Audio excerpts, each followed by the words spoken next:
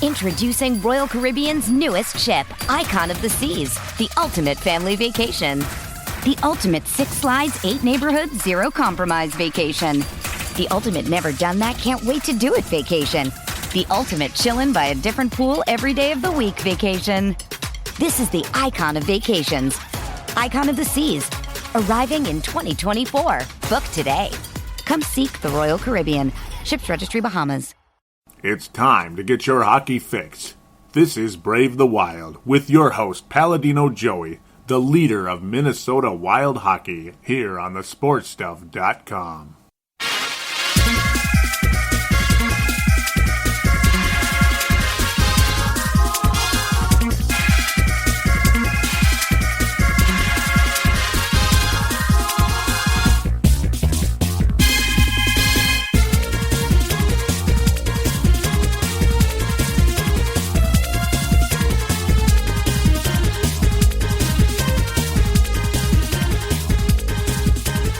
Hello again, hockey fans. Are you ready to brave the wild with me, your host, Paladino Joey? Brave the Wild is available on thesportstuff.com and on iTunes. I thank each and every one of you for downloading and listening to this show. I'm back finally, and I'm really, really sorry that Brave the Wild has been off the air for as long as it has. I never could imagine it would be as long as it has. And boy, think of all the things that have happened since the last episode. I'm going to do the best I can to catch up without dragging the show out for a long period of time. In fact, this one may be actually fairly short, mostly just for the sake of getting caught up, and then we'll kind of get back into the grind on the next show, the grind of weekly game reviews or weekly or every 2 weeks. We'll see how things go, depending on the schedule. My work schedule has gotten tougher, per se, since last spring. It really picked up around May last year, and that's basically right around when the Wild season ended. Unfortunately, in 6 games to the Chicago Blackhawks, which all of you do know by now, but just kind of catching up in general, Wild looked unbelievably competitive down the stretch, catching up to the Blackhawks, because the last show that I did, the Wild were down 2-0, making that nice comeback against the Chicago Blackhawks, only to fall in 6 games. I had that fear that somehow, some way, the Blackhawks might actually win in the Xcel Energy Center, and unfortunately they did. Oh, wouldn't it have been something to see the Wild in a 7th game on the road, and Chicago being the fact that the Minnesota Wild were actually 3-0 in road games in Game 7 situations. Unbelievable. Maybe it could have been 4-0. We'll never know, because unfortunately it didn't go that way. The Blackhawks ultimately lost to the Los Angeles Kings, who went on to beat the New York Rangers in the Stanley Cup Finals. A lot of people hoped that was going to be the Stanley Cup Finals a couple of years before, until Zach Parise led his team at the time, the New Jersey Devils, to the finals against the Kings. But, well, we got New York and LA this time around, and unfortunately that series not quite as competitive as many of us would have hoped. You had the biggest markets in all of the United States of America going at it, and I'm sure the NHL was very happy, and I was happy for the NHL in that sense, because, hey, the marketing for the NHL, not always the best in the world, though I do love their app. It's wonderful on the smartphones and tablets and all that good stuff. But yeah, obviously not the best marketing, not the best commissioner of all time in Gary Bettman, but sometimes things go correctly that way, where you get the big cities and all that good stuff. You get higher ratings because of that. But unfortunately, it wasn't a very good series, and the Los Angeles Kings won the Stanley Cup for the 2nd time in 3 years. Oh, and by the way, Marian Gaborik, the the leading scorer for the postseason, the leading goal scorer for all the postseason, seeing him hold that Stanley Cup was a pretty nice feeling for myself, to be honest. Just to see him get the cup and to play as well as he did and all that good stuff. Even though the way things ended here, unbelievably frustrating, unbelievably irritating. And yeah, it figures. Another big star Minnesota athlete went on to another city, and generally a bigger city, and won a championship. Marian Gaborik now included on that list. Think of how close Randy Moss came in the NFL a couple of years back. Isn't that crazy? It could have been even another big star. You got Kevin Garnett, Randy Moss almost had it, Gaborik got it. The leading scorer in all of hockey. Really apologize for all this racket. I don't know why this is going on, but apologize for that. LA Kings, 2-time Stanley Cup champions already. Zach Parise with the Wild ever since the first one, leading the Wild in scoring at this current time. Up and down year for the Wild so far. Really, really strong, unbelievable, awesome start for the Wild. Oh, and by the way, in the offseason, they did sign Thomas Vanek, who was long, quote-unquote, rumored, but not really rumored, long believed that Thomas Vanek would come home when given the opportunity, and ultimately he did. A 3-year, $3.25 per contract, $3.25 million per contract with the Minnesota Wild. Definitely not a killer contract, but certainly not the goal scorer thus far that we would have hoped along the way. Pretty frustrating, actually, the fact that he hasn't been scoring, yet, of all things, he leads the Minnesota Wild in assists thus far. 10, in fact, now that we're about midway through November. In fact, a little bit past midway, unfortunately. Weird. He's the 4th leading scorer overall in points for the Minnesota Wild with only 1 goal and 10 assists. And what's really funny is that 1 goal ended a power play drought for the Wild. So it ended a goal-scoring drought for Vanek and a power play drought for the Wild. And ultimately, that's been the only goal since. So, 19 games so far for Thomas Vanek. The Wild have been bit by the injury bug a little bit this year as well, with both Zach Parise and Jared Spurgeon missing 5 games, though both of them have been back. That's good news. Kyle Brodziak has been scratched a few times, been injured here and there. Matt Dumba off to a better start than he was last year. He looked a little overmatched out there, but strong for the most part this year, though still make young player type mistakes. We can't call him a rookie, but then again, I guess he's a rookie still because he didn't play enough games last year to really count that as a full season. But then again, contractually it did, which kind of sucks. Definitely been an up and down start to the season for the Minnesota Wild, though, in so many ways. And that's what we're here to do today. Catch up from such a big gap, trying to close the gap. That's probably the title of this episode for the most part. Closing the gap from last May to today. Way too long. And again, I can't emphasize how sorry I am right now. The Minnesota Wild, though, starting off the season where they left off last year, looking really good. In fact, even better in a lot of ways than last year. Scoring like crazy. Zach Parise was scoring. Pominville. Everybody but Vanek. No, Niederreiter scoring like a madman. One major positive thus far this year has been the emergence of Jason Zucker. The past few years, it was like, okay, remember back when Zach Parise first got here? Well, there's Jason Zucker. He's on the Wild now. He's one of the first of the young stars, so to speak, to make the Wild, to get onto the Wild roster, the NHL roster.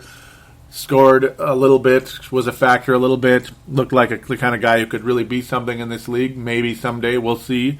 And then it's like, nah, he has no defensive presence whatsoever, and you can't put him on the 4th line because of that. You can't put him on the 4th line, and his scoring really wasn't there yet to be a top line or second line guy. So he got sent down to Houston. And then last year, he just stayed in Iowa, and actually was hurt a bit too. Hurt for quite a while last year. And then he comes back this year, his defensive game completely transformed into a really strong defensive player. Oh, and by the way, that offensive ability that made him such a high prospect in the Wild organization made him more than good enough to make the roster and has made him one of the best players on the team right now. You can not only can you play Zucker on the 3rd or 4th line if need be, but you can play him on the 2nd line because he's so damn good right now. He's almost like another Parise out there, some people would tell you. He's gone from a guy who was a skill player that appeared just kind of like a skill guy, kind of like what Vanek is, basically. Just, like a poor man's Vanek, where all he's really in the league for is offense, and then he's not aggressive. He doesn't really look like a high effort, high energy guy, to a high energy guy with the scoring. So how about that? Jason Zucker, wonderful development thus far for the Minnesota Wild. That is really good news in a lot of ways. He's one of the leading scorers on the team. Nino Niederreiter's development has been incredible thus far. 9 goals on the season, already a hat trick, only 3 assists, but he is leading the team in goals. Jason Zucker with 6 goals, 2 assists. He's slowed down a bit offensively, but his defense is still very much there, so that's very good. Marco Scandella just keeps getting better and better and better, and he's another one of those guys that at one point went from a top prospect to like a potential bust. Him and Jason Zucker, both of them really becoming really, really nice players in this league. Marco Scandella just looks like a dependable veteran player who is clutch as well at times. He scored multiple game-winning goals for the Wild with that slap shot. 4 goals on the season, 7 assists in 17 games. But Zucker and all that's the good news. The Zuckers, the Spurgeons, the Scandellas and such. And, of course, Niederreiter, the 3rd leading scorer overall on the Wild. In fact, actually 2nd. He's only 1 point behind Parise for the whole team's lead in points. Nino Niederreiter showing why he was a top prospect for the New York Islanders once upon a time. Yet they let him go, and he scored 1 goal in 55 games for the Islanders before he came here. Wow. Definitely looking like the one that got away in terms of the New York Islanders, who have a lot of nice prospects on their team. Just imagine if he was another one of them. New York Islanders playing extremely well right now. And, wow, more power to them. More power to them. But it's just been a very nice development for Nino Niederreiter. Another situation going on with, pardon me for that noise, trying not to cough here, is Ryan Carter. Ryan Carter replacing McCormick last year, Mike McCormick, who was a really nice, solid 4th-line center who could score at times, very strong defense, just a really valuable physical guy that could score. Now you bring in Ryan Carter, who's actually from Minnesota, and he's like a better version of McCormick. He actually scores more than McCormick. So, all right then, 9 points on the season. Not bad. Really happy with Ryan Carter so far. 4th-line center. And in fact, he's rendered Kyle Brodziak a healthy scratch multiple times this year because of the fact he's been so good. So lots of positives to go with the Wild along the way. Charlie Coyle has been taking a step in the right direction as well this year versus last year. A bit better this year, but not at Nino Niederreiter's level yet. Working towards it. He's setting players up more than he's scoring so far, but Charlie Coyle does look better and better. Like he's picking up from where he left off last season in the postseason. Is Charlie Coyle. Gotta like his development. So now we slide in the other direction, where there's multiple players that were very, very valuable last year in the postseason and have taken some significant steps back. Significant steps back so far this year. Mikael Granlund, not quite playing at the level he was last year. He's not way down from last year, but not off to the start you would have expected from Mikael Granlund. I mean, it looked like he was going to be the leading scorer on this team. That's how good he was last year during like the last several months of the season, and of course into the playoffs. He was probably the best. I mean, in fact, to be quite honest, since I never even did a State of the Wild, Mikael Granlund was going to be the MVP of the Minnesota Wild for last season. So there it is. I'm naming it now. Mikael Granlund MVP for last year, in my opinion. The biggest surprise at the time was Josh Harding before he was done with his MS, before that took over and he was done. That was unfortunate. And then ultimately the biggest surprise, I guess, was the continued development of Mikael Granlund and such. And the biggest disappointment was, in a lot of ways, Brodin, unfortunately, who's not been very good this year either. Jonas Brodin last year was probably the biggest disappointment. You'd expect another step forward last year, and he actually went downward in a lot of ways. And this year, he's not been anything special either. Slightly better than last year. He's not been a factor on the offensive side of the game, and his defense is just, I don't know. It seemed like he was just better as a rookie, unfortunately. So not sure where to go with that, and it's quite a shame to see where things are headed with Jonas Brodin since the last show, and he's out, and he's been out as well with injuries. So that's unfortunate with concussions problems. Not too happy with Jonas Brodin or Granlund really overall. Even though Granlund still is the number one center for this team, he's still better than Mikko Koivu, who's been a borderline non-factor offensively. Mikko Koivu, what the hell? It's like he's turning into Danny Heatley pretty quickly here. Maybe a lot of people will disagree with that statement, but he is just he's only got 3 assists. He does, Mikko Koivu, and only 2 goals. Is he pouting because he got demoted, or what's going on? I'm not sure exactly what to make of Mikko Koivu. But at the end of the day, he has been an absolute non-factor. Matt Cook has missed several games as well this year, even though he's been pretty productive in the games he has played in. That's the positive. But the negative is, he's not been available of late. So, unfortunately in that side of things, Keith Ballard, Nate Prosser. Well, Nate Prosser's doing what he does, stir things up. Keith Ballard just kind of is what he is. And oft injured, but okay player at times. Former Gopher, of course, many years ago. And a very good one. So now I go on to the other former Gopher who's been extremely disappointing. Because, I thought he was going to really carry the momentum into this season and be a extremely valuable player. Maybe even a number 2 center for the Minnesota Wild long-term behind Mikael Granlund. And that's Erik Haula. Only two goals, 0 assists in 17 games. And he's not as good on the defensive side of the puck either. What the hell has gone on with Erik Haula? I mean, is there a tell on him, or what is going on? Huge disappointment, and nobody's really understanding what it is at this point, other than maybe he got too happy with himself last year, and he didn't make the proper progress, the proper adjustments in the offseason to make himself better. So that's about the only conclusion you can come to with that one. Erik Haula, I don't know. I don't know. Mikael Granlund, Erik Haula, 2 guys that I thought were maybe 2 of the best players on the whole roster. So there's some positives and some negatives when it comes to the young guys. But the most overall, the star of the group was a guy that I didn't think would be the star. I thought he'd be the third. I always thought he'd be the 3rd or 4th best player out of all of them. It's been Nino Niederreiter thus far with the hat trick. He's scored. He's clutch. He's good. He's explosive. He's just so valuable. He doesn't score all the time, but boy, when he's hot, he's hot. And man, he's become a really nice player for the Minnesota Wild. Zach Parise and Jason Pominville, no surprise, really. They're playing the way you'd pretty much expect. In fact, I think Parise is having his best year so far with the Wild. He's been nothing short of amazing. And he missed time with a concussion, a believed concussion, but it was a concussion. He puts about 100 shots on goal, and he's only got 1 less point than he's got games played so far this year. 13 points in 14 games. An impeccable, valuable force, Zach Parise. And how much did we miss him when he was out?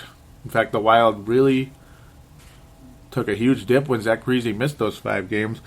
And right away when he came back, what does he do? He scores 2 goals.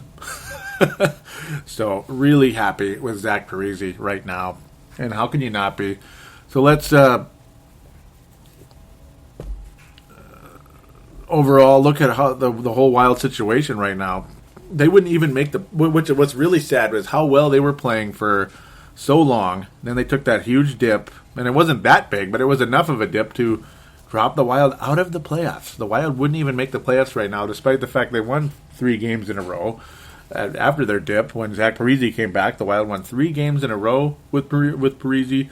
Yet we're actually a point behind the Winnipeg Jets, and would not be in the playoffs right now, and that's quite frustrating, to be quite honest.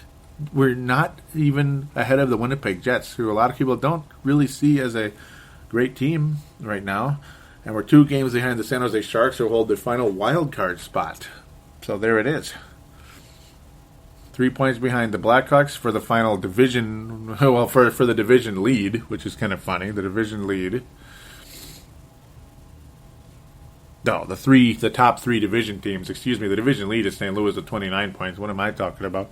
But no, so basically we're 3 points out of the playoffs when it comes to the division side of making the playoffs, just flat making it. And to be a wild card team, we're 2 points behind the San Jose Sharks and 4 behind the LA Kings. So it's going to be a struggle. There's a lot of competition right now.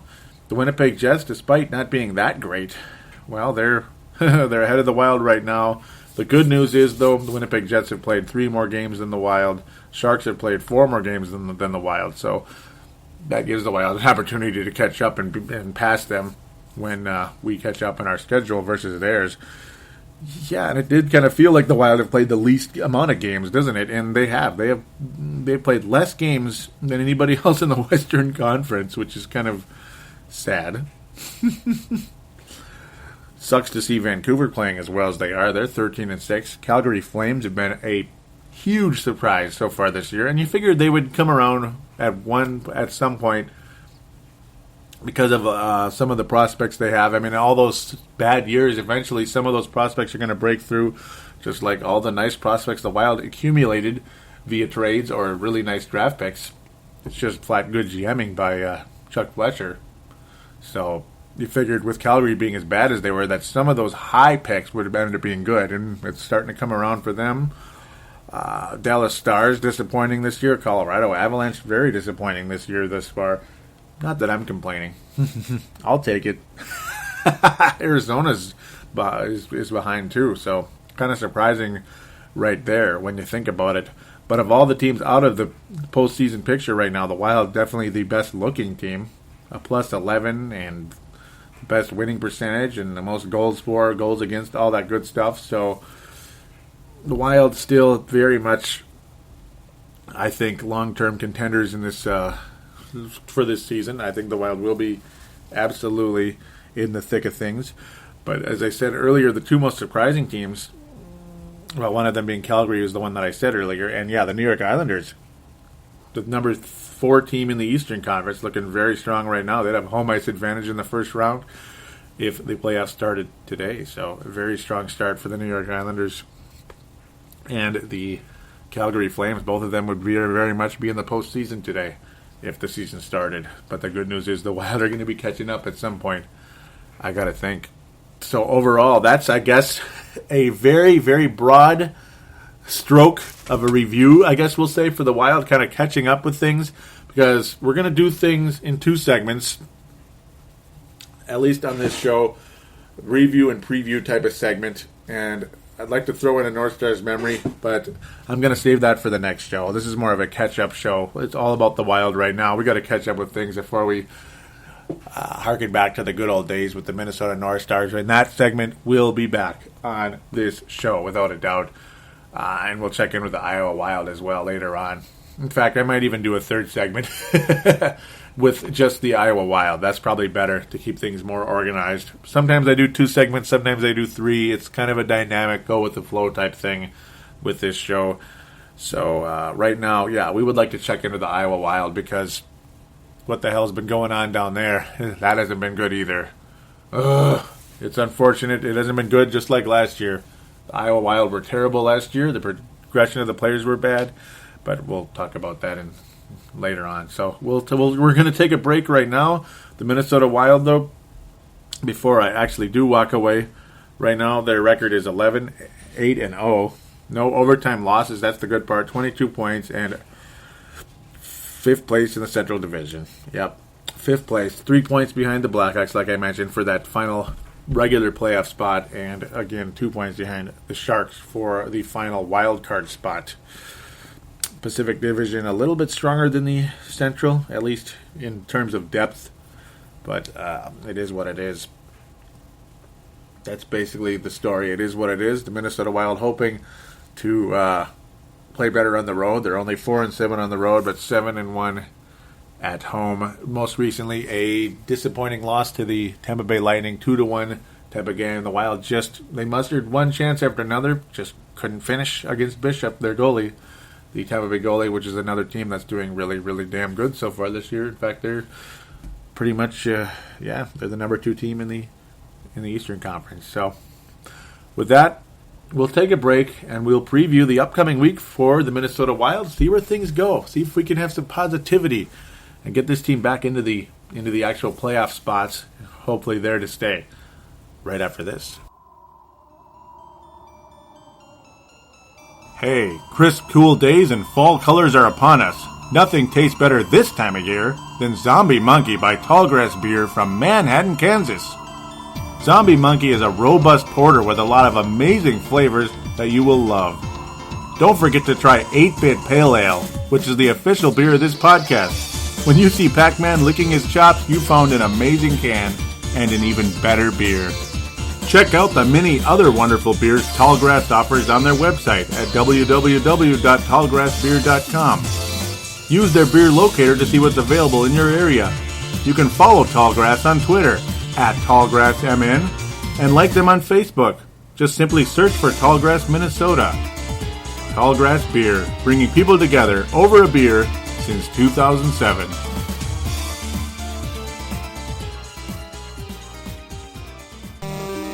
Contact us and support Brave the Wild by liking us on Facebook and following us on Twitter.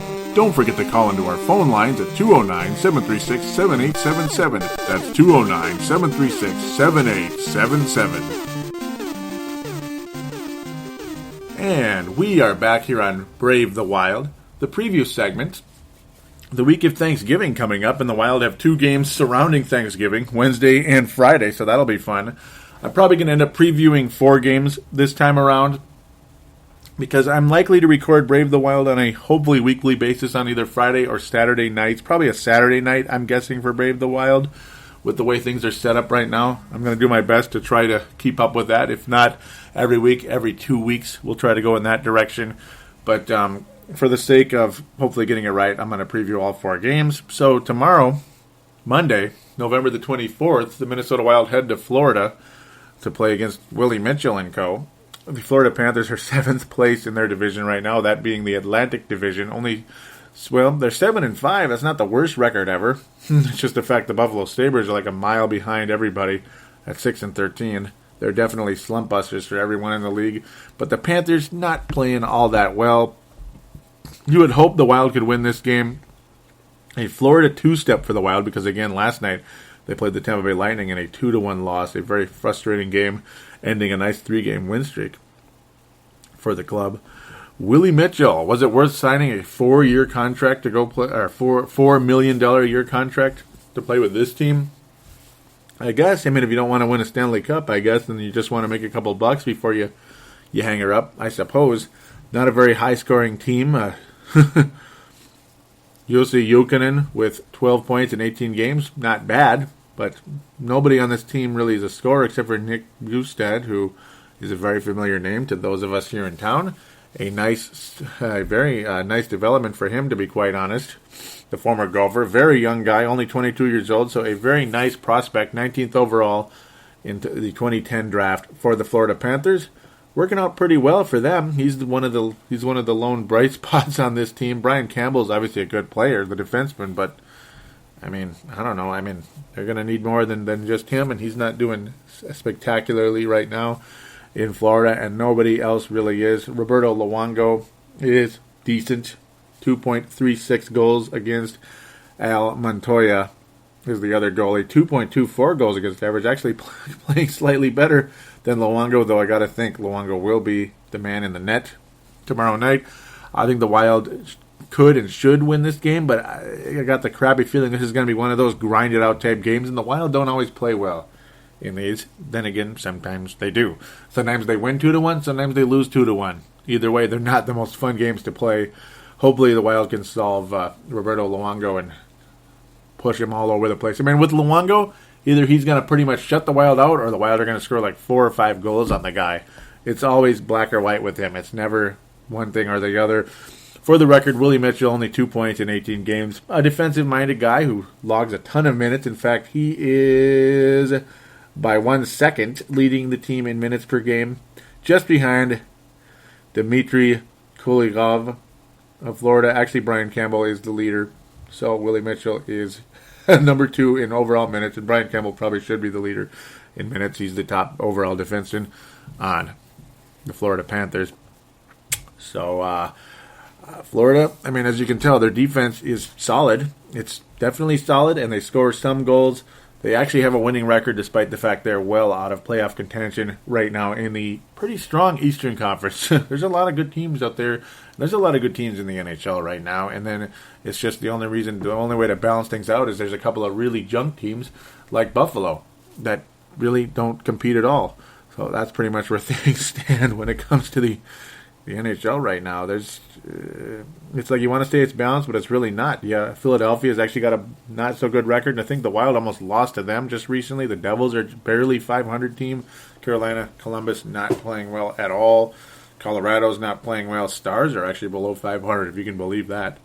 Kind of weird. And of course, Edmonton, as usual, below 500 by a wide margin. And my God, are they ever going to get better? I have no idea. So Wednesday, the day before Thanksgiving, and I do want to say happy Thanksgiving to everybody in advance because it will be Thanksgiving before the next show is recorded, unless I record it on Thanksgiving, but I doubt it. I've been known to record like a Brave the Wild on Thanksgiving. I've done it before because I'm goofy. Maybe I will, who knows, but I'll probably wait till Black Friday to play the black uniforms of the Dallas Stars that night. We'll see. LA Kings, though, another black uniform, and a must-win game for the Minnesota Wild at home. And I know it's not like, you got to have must-win games in the regular season, but this is a game the Wild need to win. Not must-win, but a need to win. If you're going to be, to compete in the playoffs and to make some progress, ultimately the Minnesota Wild do need to get something going. Oh, and by the way, I'll predict the score for the Florida game. The Wild win 3-1. That'll be my prediction. Minnesota wins 3-1. I was going to say 3-2, but I'll say 3-1. I think the Wild have a nice, strong return against Florida versus the Tampa Bay game, though the Wild historically have not played well against the Florida Panthers or the Tampa Bay Lightning, though earlier this year the Wild stopped the Tampa Bay Lightning when they were playing well. That was a lot of fun. In fact, actually, that was the night Parise came back from injury, and that was very cool, and he went crazy on that team. That was awesome. That truly was. So, the Kings and the Wild, it's going to be a tough one. I'm still wishing the Wild could have played them in the West Finals last year, but it never happened. The Stanley Cup champion Los Angeles Kings, 11-6 on the season. And, well, they are what they are. A very, very good team still to this day. It's a home game for the Wild, though. And the Wild have only lost one game at home. Can the Wild get some kind of a win streak going? Wouldn't that be something? It sure would be. The LA Kings do have some good players, obviously. Tyler Toffoli and Jeff Carter leading the way with 18 points and 17 points, respectively. Drew Doughty being the superstar defenseman he is, third on the team in scoring. And it's like, where the hell is Marian Gaborik? Well, surprise, surprise, he got his money.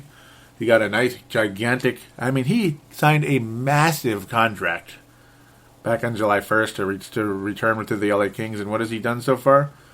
Well, in a possible 21 games, he's played 13, 3 goals, 3 assists. Yeah, sounds about right, doesn't it? That's Marian Gaborik. Boy, that's where the frustration comes in with him. How can you not be frustrated with Marian Gaborik in general in the hockey world? Every time he signs a new contract, there it is again, So, or even beforehand. Before he signed the new contract, he's got to have a holdout or something. But at least with the Kings, in their case, there was no holdout. But now you have this going on. That's great, That's great, Gabby. Oh, boy. How did you know that would happen? But anyhow, enough of that. Can the Wild beat the LA Kings in Xcel Energy Center? Sure they can. And I think the Wild start some type of a win streak again, depending on the health of certain players. Anze Kopitar has missed a couple games this year, and he's not playing quite as good as he has in years past. The Kings tend to drop off a little bit after a Stanley Cup championship season. Maybe they got a little fat and happy, especially now that it's 2 Stanley Cups, not 1. Oh, and by the way, Willie Mitchell's gone, so uh-oh. But ultimately, it's all kind of a wait and see with that one. The Kings with another star player, though, that Tyler Toffoli has really come on this year. Whereas beforehand, hadn't played, he was starting to come around, starting to show signs, but now he's really emerged as one of the young stars of the team, only 22 years old. He was a second-round pick for the Kings in 2010. So, another 2010 stud right there, another guy we have to worry about from the 2010 draft. I think the Wild can beat the Kings, though. I hope they can. Jonathan Quick having an amazing season, though. Goals against average 2.22, save percentage 93%, 10-4 on the year. Man, and even their backup is having a nice year, despite the fact he's only 1-2 record-wise, but his statistics really nice. Jonathan Quick always every year a superstar goalie for the Kings, but at times does lay an egg like any other goalie. Darcy Kemper is another name that I should be mentioning. That the Wild have solved a long-term goalie situation. I should have mentioned that in the last segment, but just so much to get to. I kind of missed out on that one, didn't I? But Darcy Kemper obviously has been a positive for the Minnesota Wild. Very close to not even signing him, but they were able to finally get it done. They were able to get that done, avoid too much of a squabble. It looked like it was heading that way to a holdout or arbitration, all that garbage, but they were able to get it done with Darcy Kemper, and he's proven to be a number one goalie in this league. Backstrom, a semi-unreliable backup, because he almost coughed up the game against the Philadelphia Flyers the other night. But now that I'm bouncing all over the place, the LA Kings, a talented team, but not playing quite as well as they were last year. But then again, the Kings, they play well when it matters in the postseason per se. I think the Wild can win this game, though, and I think they do. I think it's going to be a very interesting back and forth type of game, possibly a shootout. I'll say 3-2 Minnesota in this one. I think the Wild win 2 games to start off this week. Then we head into Thanksgiving. Happy Thanksgiving, everybody. And then off to Dallas. And the Wild have already won in Dallas this year, if you can believe that. How crazy is that? Hard to believe that the Wild have actually already won in Dallas. Can we do it again? Probably. I mean, I it's like, boy, I'm pretty optimistic, aren't I, for a team that's only 11-8 on the year. Good record, but not great. Boy, I'm going to say the Wild don't win this one, though. I think this will be a possible overtime loss or something. Boy, that Tyler Seguin has really, really come around. 15 goals, 11 assists. It seemed like after the top 3 guys, though, Tyler Seguin, Jamie Benn, and Jason Spezza, there's a pretty good drop-off after that, even that Antoine Roussel has become a pretty nice player. Another guy who's kind of come around a bit. In fact, he was pretty much a nobody until he got this until this year. He's really been a nice find for the Dallas Stars. Overall, at the left wing spot there, the second line left winger, at least right now, playing very strong for the Stars. Kari Lehtinen still the main guy there, but not having a very good season. And the Stars' defense not getting it done like they did last year. The Stars absolutely can win this game, and the Wild absolutely, can win this game. And I want to pick them, but it's like, should I pick the Wild to go undefeated? It's almost like I should switch it off between the Stars and the Kings, but the Wild's road record is not good. Only 4-7 on the year, so I will say the Wild do not win in Dallas. They have a poor history there. I think the Kings win 4-3 in this one. I think they score some goals. Unfortunately, I think it's one of those games. Maybe you have Backstrom in there because the Wild play St. Louis the next night. So possibly Backstrom Friday night, St. Louis back-to-back at home in Minnesota. I would think you'd want Kemper for St. Louis more than Dallas. You take your chances with Backstrom, even though Dallas does score. St. Louis is a potential elite team, and they are the division leaders on Saturday the 29th. And I think the Wild and the St. Louis Blues, boy, that's going to be a hell of a matchup, without a doubt. I hope the Wild can win this one. I mean, they've only lost one game at home so far this year, but the Blues are what they are, a very top-end type team, unfortunately. Like I said, leading the division. Steve Ott is a member of that team now, which makes things more fun for those of us that want a good rival in our division. There's so much talent up and down this roster. I mean, David Backes is like the 8th leading scorer, which is kind of funny. He's only got 10 points, though. His number's a bit down this year. Vladimir Tarasenko leading the way, 23 points. Awfully young guy there. He's a top pick in 2010. My God, everything's 2010. He's a 10th, 16th overall pick in 2010. Is really starting to pan out again. Another emerging young star from 2010. Wow.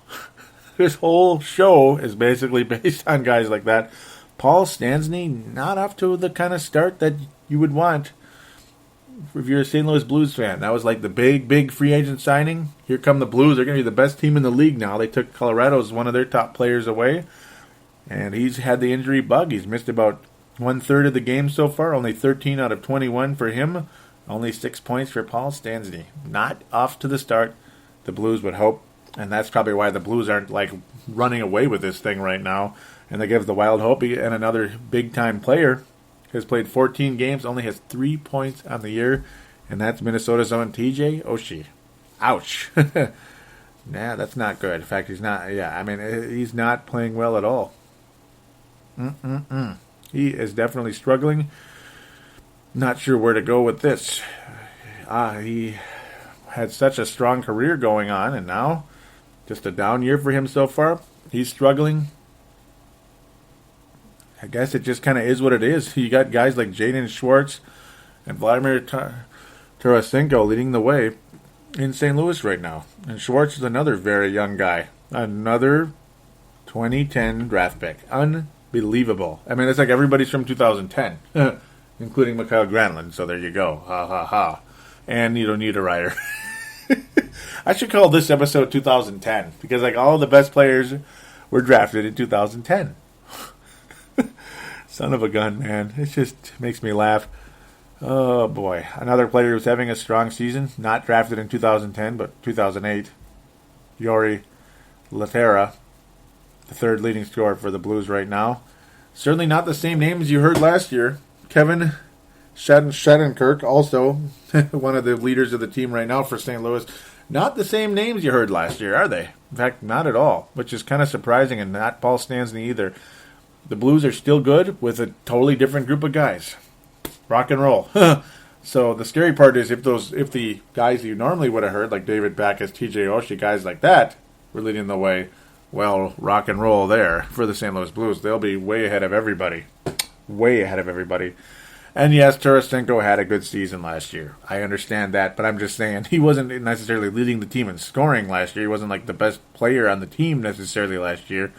But, you know, like I was saying, obviously he can play. Obviously everybody knows that. But it's just strange to see these younger players leading the way other than the Paul Stanleys and such. So that's why I'm a bit surprised. Yes, Tarasenko was obviously a pretty big name already, and we know that.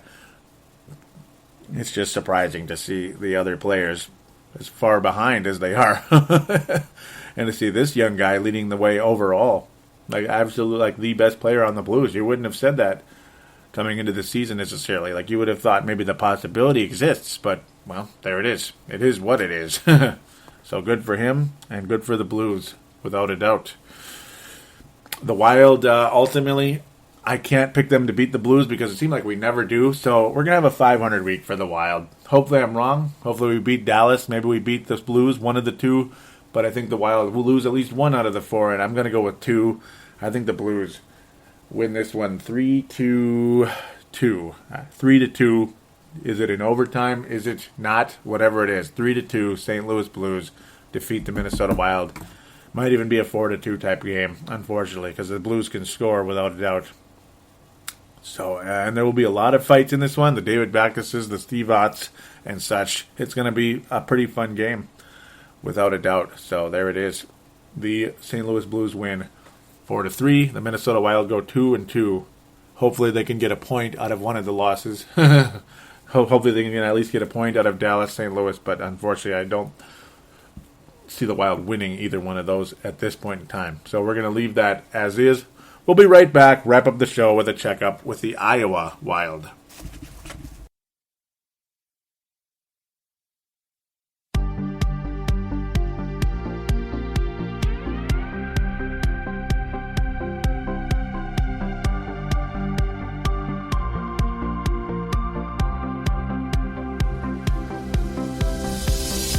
Shop on Amazon. Did you know that you can support this podcast just by doing your normal shopping on Amazon? It's really easy to do. Just go to thesportstuff.com and click on one of the many Amazon pictures. Do your normal shopping, and Amazon sees that we referred you, and they give us a percentage. We'd like to thank you in advance for supporting thesportstuff.com, and please use our Amazon link. Now enjoy the rest of the show. We are going round like Saturn's rings. Too busy to sit in front of a computer? Simply download Brave the Wild on iTunes for Apple devices. For Android, download the Double Twist app. And for Windows and BlackBerry phones, simply find us in the store. And now, back to Palladino Joey. And we are back here on Brave the Wild, segment number 3. This time it's going to be a little shorter because we're just going to check in on the Iowa Wild. A bit of an update going on. Off to a terrible start, the Iowa Wild. We're 2-10. They fired coach Kurt Kleinendorst. After a terrible season last year, and the fact that apparently Kurt, we'll just say, has not been developing the young players in Houston or Iowa, we'll call them. During the past couple of years, none of the prospects have really done well down there. Look, Zach Phillips is the only one doing anything at all in 18 games, only 8 points, 4 goals, 4 assists. The rest of the way, it's veteran, minor league / fringe fourth line NHL players like Jordan Schrader, who played in 1 game for the Wild this year so far. He's the second leading scorer behind Tyler Granovac, who has 15 points in 18 games. Yeah, he's playing well, but the young guys aren't getting better, or weren't getting better under Kurt Kleinendorst. You have Brett Balmer, 4 points in 17 games. You remember when Brett Balmer was actually looking like he was going to be a factor with the Minnesota Wild? Be one. He was looked on as one of the better prospects. He has fallen off the face of the earth. It's like he doesn't exist anymore. Justin Falk has spent a lot of time down there because he's just, right now, he's kind of more of a minor league defenseman than an NHL defenseman. Cody Allman's only played 5 games because he's always hurt. 5 games, nothing going on, no points. Christian Folin has been down there for 5 games, hoping he'll develop into something. He's got an assist so far down there. He's been up and down with the Wild. Rafael Pierceris, only 3 games in Iowa thus far. He at one time was looked on as a prospect for the Wild, not doing all so well. Stu Bickle is up with the Wild. He's kind of been up and down with, the Minnesota Wild, pardon me. He's been kind of up and down with the Minnesota Wild and the Iowa Wild. It's kind of funny how they're literally sent down to Iowa. Literally sent down, but it's just to the Wild, up to the Wild, down to the Wild, up to the Wild, down to the Wild. But either way, no, the development wasn't going well at all down there. So Kleinendorf replaced by former coach, which is kind of funny. That's typical hockey for you, right? John Torchetti, hopefully going to get things better, get things going better for the Iowa Wild. And thus far, off to a 3-2 start since he has replaced Kurt Kleinendorst. So in 5 games, 3-2, that's a hell of a lot better than 2-10. So we'll see what happens. We're going to keep track of that during the course of the season. Will any of these prospects step up and start playing better? It seems like most of the main prospects are with the Wild or out of the country, though, or in juniors. They're either, that's basically the case. Either in juniors, out of the country, or all the way up with the Minnesota Wild already. It seems like poor Iowa is kind of getting the short straw when it comes to the prospects, but it is what it is. Yet at the same time, none of the few prospects that are on, true prospects that are on the Iowa Wild are playing well at all. So there you go. Really, only a couple guys doing hardly anything thus far, and most of them are just career minor leaguers or fringe NHL fourth line type guys. So there it is. That's the Iowa Wild update. It's not a real happy one. It's not a real exciting one at all. Kind of all last year was frustrating, disappointing. Wondering if Zach Phillips will ever be anything in this league.